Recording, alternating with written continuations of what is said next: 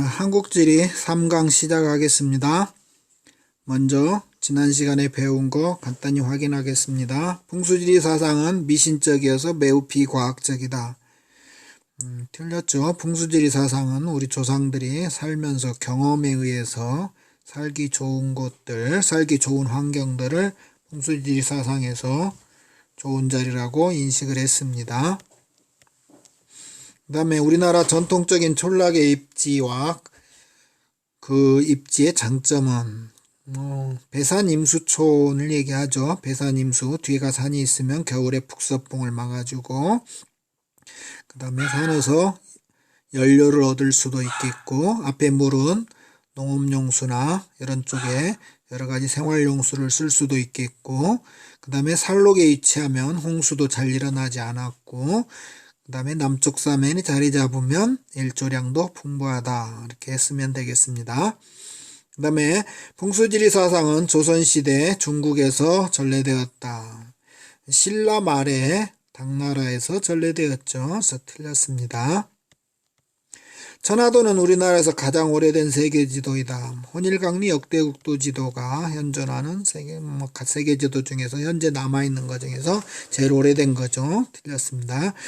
대동여 지도와 지구 전후도는 중화사상이 들어있다. 실학의 영향을 받아서 제대로 된 지도들은 중화사상이 들어있지 않습니다.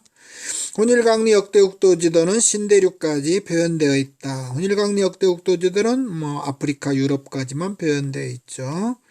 지구 전후도 같은 데는 이제 신대륙까지 나타나 있죠. 그 다음에 천화도는 종교적 세계관이 반영된 관념적인 지도이다.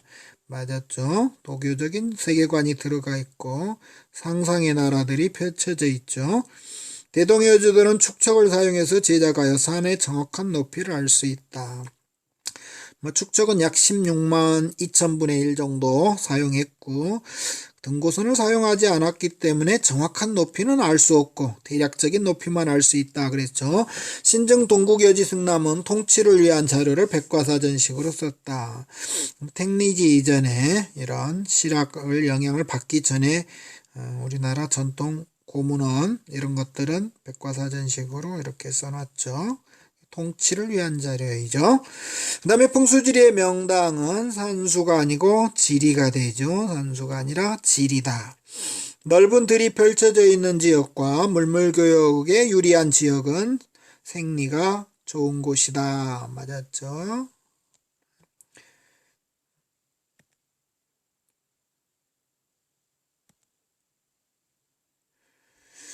그러면 이번 시간에는 지리정보와 지역조사에 대해서 살펴보겠습니다. 지리정보의 종류에는 공간정보, 속성정보, 관계정보 이렇게 세 개로 나누면 되겠습니다. 공간정보는 주로 이제 어디에 있는가?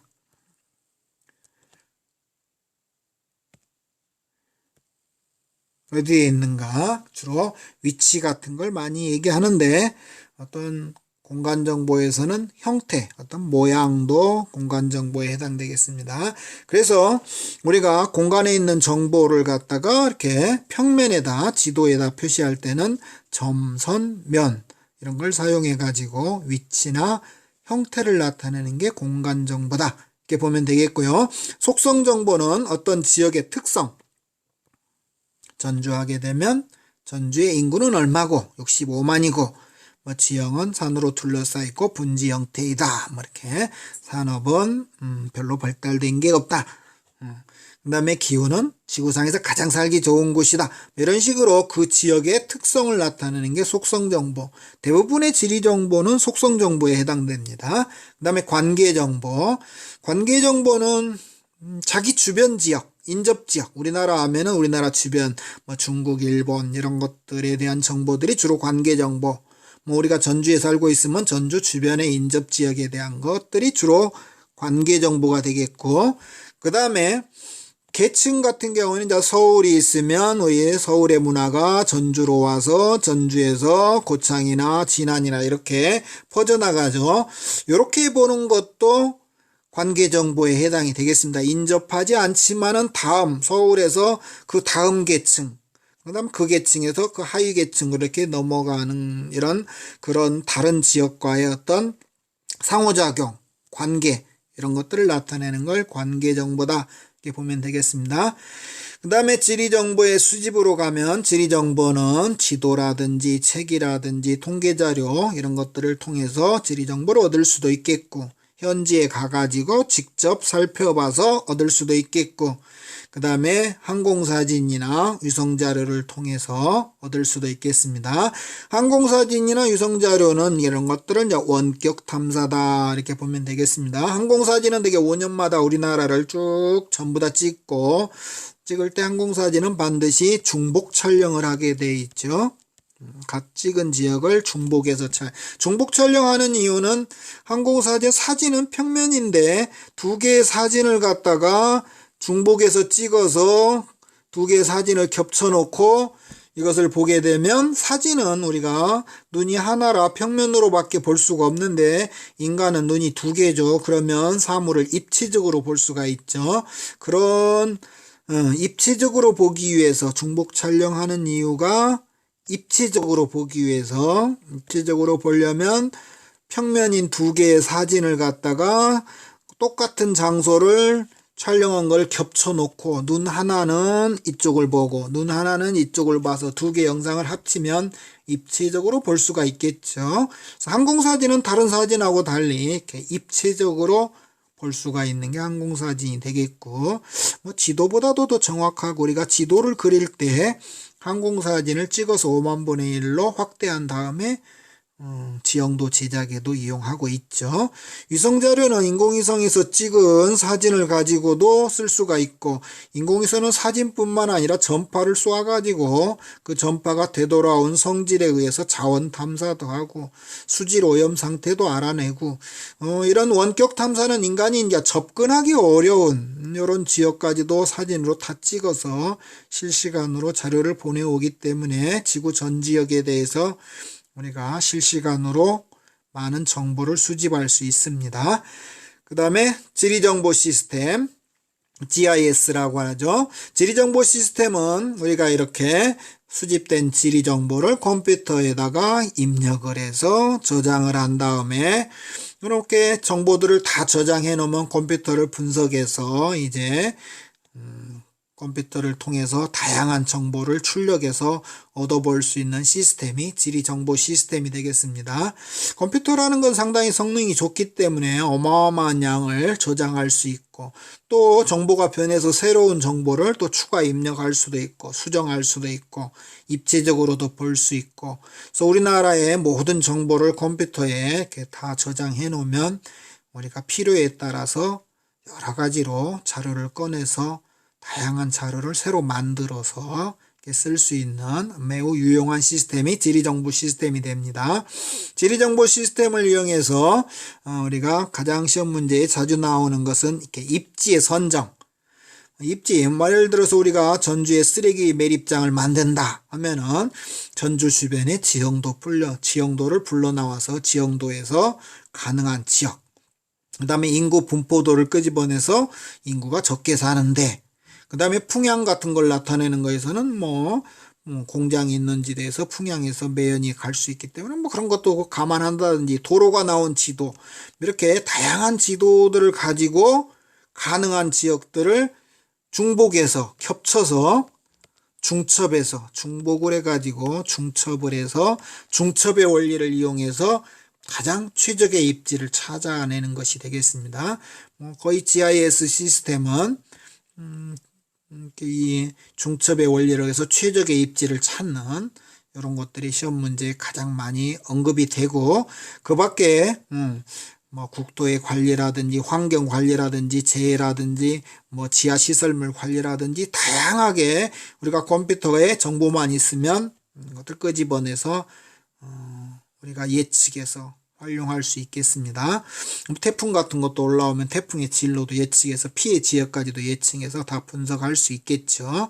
이렇게 지리 정보를 컴퓨터에 저장해서 우리가 필요에 따라서 다양하게 자료를 얻어낼 수 있는 게 지리정보 시스템이다, 이렇게 보면 되겠습니다. 그 다음에 지리조사.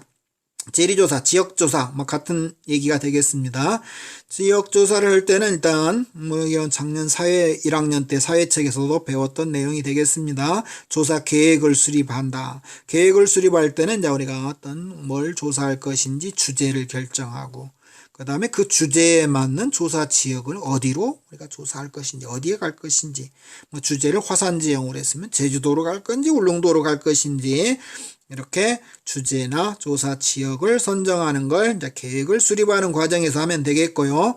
그 다음에 이제 정보를 수집해야겠죠. 정보를 수집하는 과정에서는 우리가 앞에서 봤듯이 앞에서 봤죠.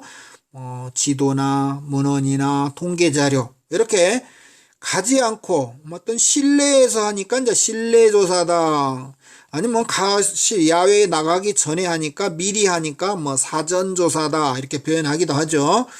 지도, 지형도, 문헌, 인터넷, 통계 자료 이런 걸 통해서 우리가 현장에 가지 않고도 미리 많은 부분을 조사하고 가야 현장에 가서 잘 보겠죠. 그 다음에 야외 조사, 현지 조사라고도 하고 현장 조사라고 하고 지리과에서는 이제 이렇게 야외 조사 나가는 걸 답사간다 이렇게 표현하기도 하죠. 관찰, 눈으로 보고 살피고 측량하고 주민들한테 물어서 면담해서 알아보기도 하고, 설문지를 작성해 가지고 가서 설문조사를 할 수도 있겠고, 직접 사진 촬영도 할 수 있고, 현장에 가서 조사하는 걸 야외조사다. 그러면 실내조사와 야외조사를 묶어서 정보를 수집하는 과정이 되겠습니다. 그 다음에 이렇게 정보가 수집됐으면 그 정보를 이제 비교해서 분석해서, 지리에서는 이제 대체로 이제 사람들이 보기 편하게 지도화한다든지 도표화한다든지 이런 식으로 일반화해서 딱 사람들이 보기 편하게 하기 위해서 이렇게 만들어서 하는 거. 그래서 지리에서 시험 문제들은 거의 지도나 도표를 활용하는 문제들이 대부분이죠. 사회문화나 윤리처럼 이렇게 말로 서술하는 것보다는 이렇게 그림이나 도표로 그려서 보는 게, 정리하는 것도 지리가 이제 정리하는 단계가 되겠죠. 수집한 자료들을 비교 분석해서 지도와 도표와 이렇게 일반화해서 보고서를 작성하면 되겠습니다.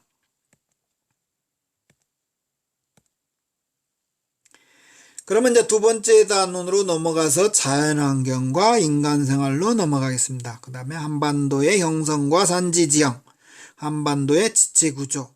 그러면 이제 한반도의 지체, 땅덩어리가 지체가 되겠습니다. 땅지, 몸체. 한반도의 땅덩어리는 어떻게 생겼는가? 한반도의 땅덩어리를 먼저 보게 되면은요, 한반도의 땅덩어리는 이렇게 생겼죠. 여기에 평북, 개마지개, 경기지개, 영남지개 세 개를 이렇게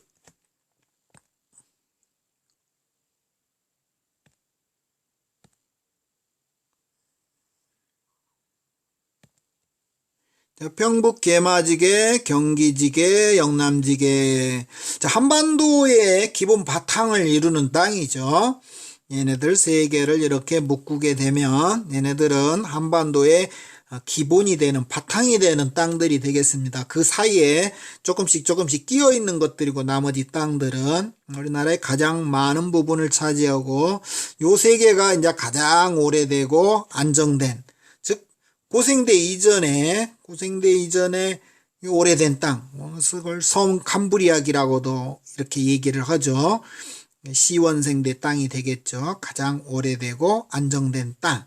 그 다음에 그 사이가 끼어 있는 게 이제 지향사들이 되겠죠. 여기에 지향사와 여기에 지향사가 있겠죠.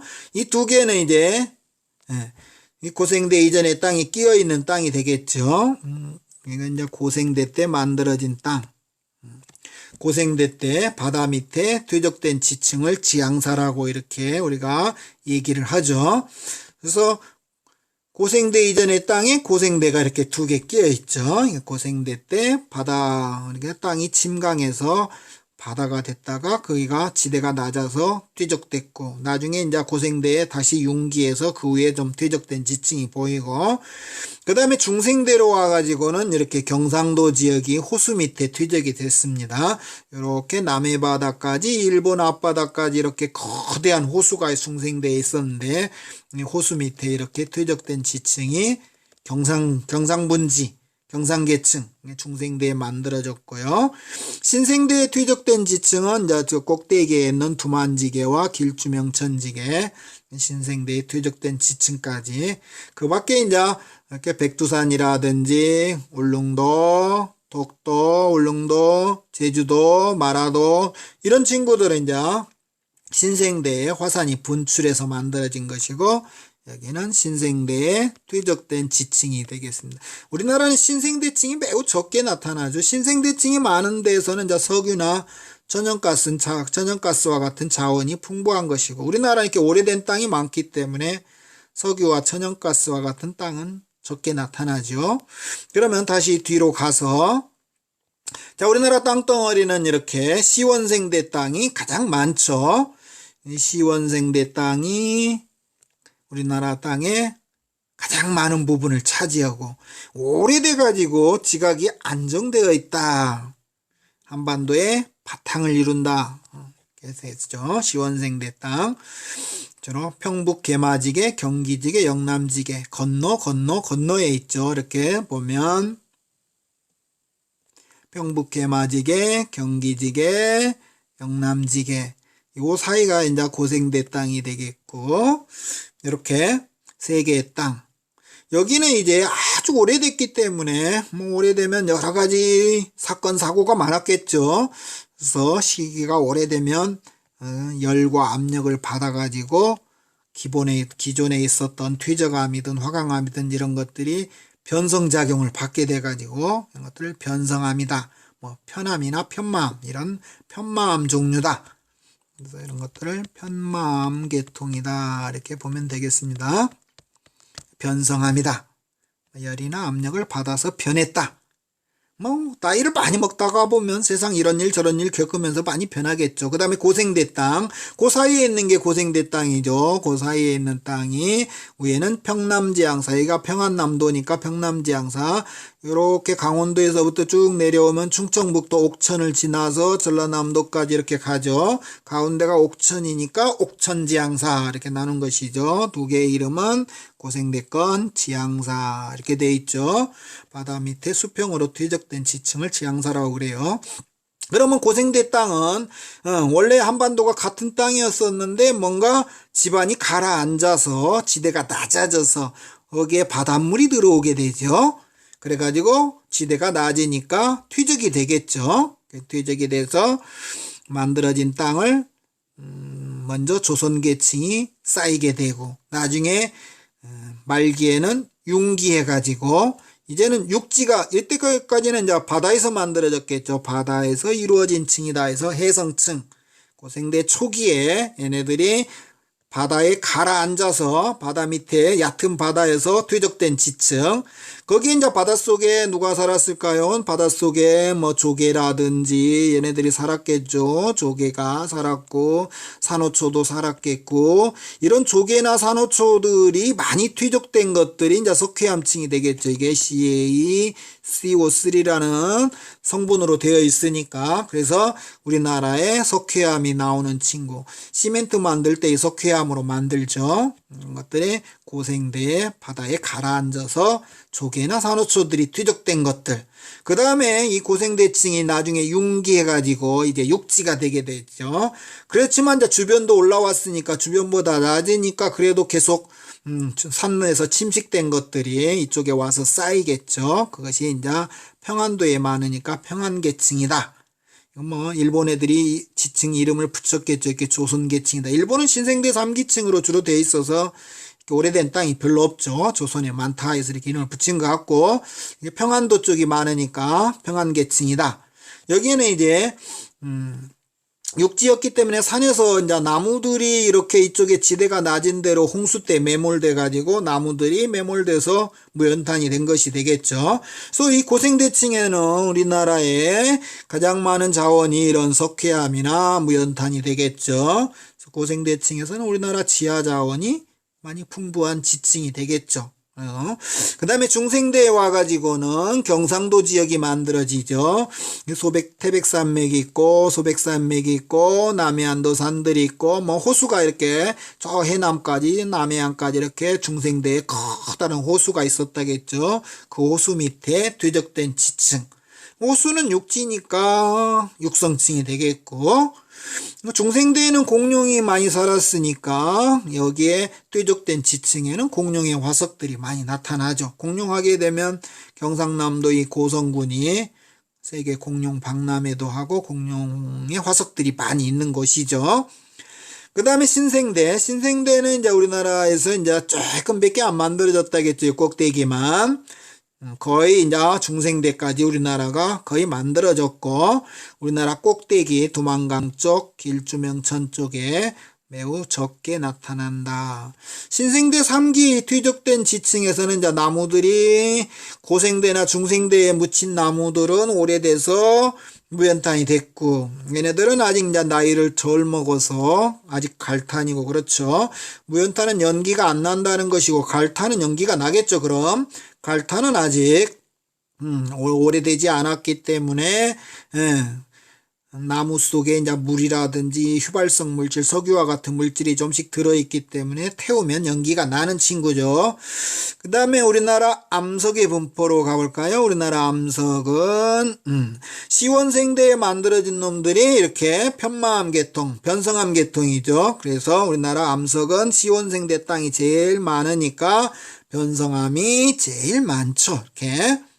그 다음에 화성암은 이제 불화자, 일울성자, 불은 이제 우리가 마그마를 얘기하겠죠. 마그마가 굳어진 것들이 화성암이 되겠죠. 그러면 화성암에는 이제 두 가지로 나눠지죠. 중생대 때 우리가 뒤에 가면 이제 지각 변동을 배우게 되는데, 중생대 때 우리나라 지각이 깨지면서, 지각 밑에 있는 마그마들이 깨진 사이로 들어와 가지고, 만들어진 게 화강암. 우리나라 암석의 약 30% 변성암 다음으로 많은 친구가 되겠죠. 그 다음에 이제 제주도라든지 울릉도라든지 백두산이라든지 화산이 분출한 것들은 이제 화산암. 이런 것들은 마그마가 굳어서 된 것들을 화성암. 화강암은 지하 깊은 곳에서 마그마가 천천히 식은 놈을 얘기하고, 화산암은 지표까지 마그마가 분출돼서 식은 걸 화산암이 되겠습니다. 그 다음에 퇴적암은 이제 우리가 고생대 때 보면 되겠죠. 고생대 때 여기가 지대가 땅이 가라앉아서 바다 밑에 퇴적되고, 나중에 또 융기해도 지대가 낮아서 퇴적돼서 나무들이 묻혀서 무연탄이 됐다고 그랬죠. 그래서 고생대 때 이렇게 고생대 초기에 퇴적된 층에서는 석회암이, 고생대 후기에 퇴적된 층에서는 무연탄이 이렇게 나오고, 그 다음에 중생대 때는 경상도 지역이 호수 밑에 이렇게 퇴적이 됐다고 했고, 그 다음에 신생대 3기에 와서는 우리나라 두만지계, 길주명천지계, 우리나라 꼭대기 쪽에 이렇게 퇴적된 지층이 만들어져서, 과거에 만들어진 지층들은 오래되다 보니까 다 굳어서 암석이 됐습니다.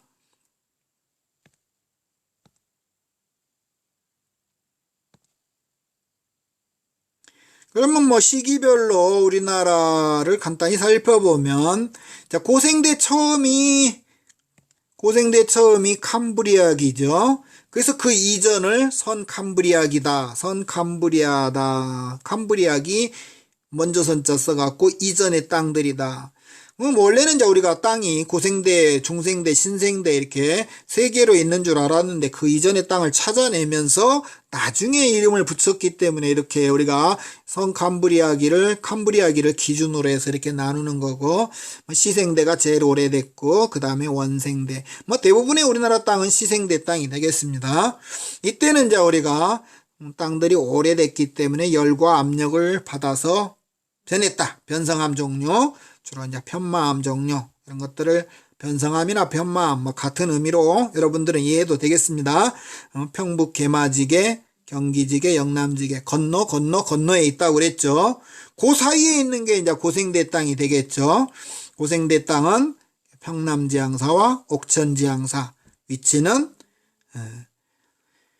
시원생대 땅 그 사이에 있는 게 평남지향사와 옥천지향사가 되겠습니다. 먼저 이제 이쪽이 조선 누춘군이라고 되는데 그냥 우리는 그냥 쉽게 조선계, 지층은 이제 개자를 붙였어요. 쌓인 지층은 그냥 조선계, 여러분들은 이렇게 해두고, 평안 누춘군은 평안계, 이건 조선계. 이렇게. 고생대 초기에 여기에서는 해침을 받았다고 그랬죠. 땅이 침강을 해가지고 바다가 쳐들어온 거예요. 바다에 침입을 받은 거예요. 그래서 바닷속에서 이렇게 퇴적돼서 석회암이 많이 나타난다. 우리가 이렇게 배웠죠. 조개라든지 산호초가 퇴적된 것이다. 그 다음에 중간에는 이렇게 한동안에 요 실루리아기에서는 지층이 안 보여요. 물론 조금 찾아낸 것도 있지만 우리나라에 거의 퇴적된 지층을 찾을 수가 없어요. 그래서 이 지층이 결석을 했네요. 안 보여서 결층이다 이렇게 했어요. 그 다음에 고생대 말기로 와가지고 평안계층이 쌓였는데 여기에서는 이제 우리가 주로 석탄, 무연탄이라는 친구가 우리나라에 만들어지게 된 계기가 되지요. 그 다음에 중생대로 넘어오면서 중생대에는 이제 뒤에 가서 지각변동을 배울 건데 속림운동, 대보조산운동, 불국사운동 지각이 많이 깨지고 금이 가고 그 사이에 마그마가 끼어들고 이런 일들이 많이 생기죠.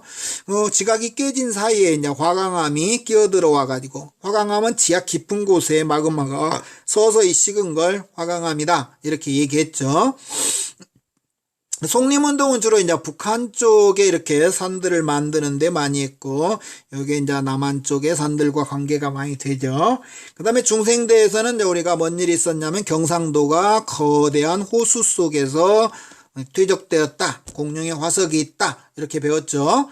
그래서 중생대에서는 우리나라에서 이 퇴적암이 가장 많이 발달할 때, 그 다음에 지각변동 때는 지하에 화강암이 많이 끼어들어왔을 때 이게 중생대가 되겠습니다. 그 다음에 신생대. 신생대는 이제 3기와 4기로 이렇게 나눠지는데 신생대 3기에는 우리나라가 뒤에 지각변동에 가면 요곡운동, 이것은 그냥 우리가 융기운동이라고 해두죠. 땅이 동쪽이 많이 올라오게 돼서 우리나라가 동쪽이 높고 서쪽이 낮은 이런 한반도 모양을 만들게 되고 신생대 3기에서 4기로 넘어온 사이에서는 이제 이런 화산 활동이 많이 해가지고 제주도, 울릉도, 백두산, 독도, 마라도 이런 것들이 만들어지게 되겠고 그 다음에 신생대 4기에 와가지고는 이제 빙하기가 4번 만들어지면서 빙기, 간빙기, 빙기, 간빙기 이렇게 반복되면서 또 약간의 기후 변화에 따라서 지형 변화도 만들어지게 되죠.